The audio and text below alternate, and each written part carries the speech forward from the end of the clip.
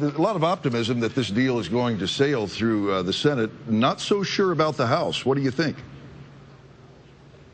That's exactly right. I think we're going to have a very powerful bipartisan majority in this deal, which cuts about $3 trillion from expected federal spending. But the issue in the House is not yet decided. I think we need to pass this legislation, though, to meet the deadline tomorrow. Senator Kirk, I'd like to talk to you about taxes a bit, because I know in the Republican fact sheet it says no new taxes here. But then when we read what's coming out from the White House, they're saying that definitely tax revenues are on the table here. I think tax revenues could be considered by the new joint committee, but they wouldn't pass the House of Representatives. So it's really a political bar. And I think that committee then will focus on the other half of this deal, which is about $1.8 trillion in reductions for entitlement programs, which is needed to defend our AAA credit rating and keep interest rates low for cars, mortgages, and small businesses.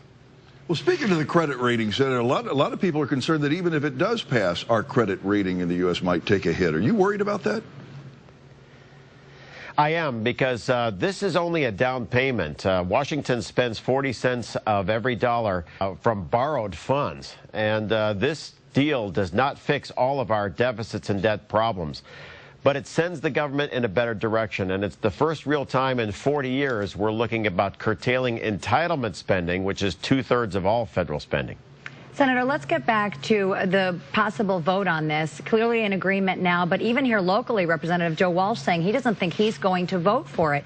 Will there be enough votes for this to pass?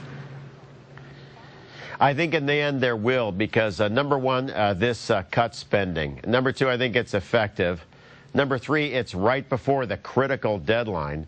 And number four, it's been endorsed by Republican Speaker Boehner, Democratic Majority Leader Reid, as well as Representative Pelosi, and the Republican leader in the Senate, Mitch McConnell, and the President. Because of that pending federal deadline, and all political leaders here now support this deal, I think it will go through. But a lot of lawmakers are going to hold their nose and vote for it. Well, just in the final few seconds we have, what do you not like about it? Well, what I don't like is there is a potential pending defense cut.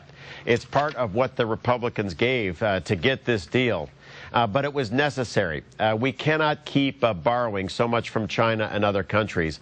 And this is the first real serious effort to change in 40 days what has been 40 years of bad borrowing and spending. Senator Mark Kirk joining us from Washington, D.C. Thank you so much for your insight on this.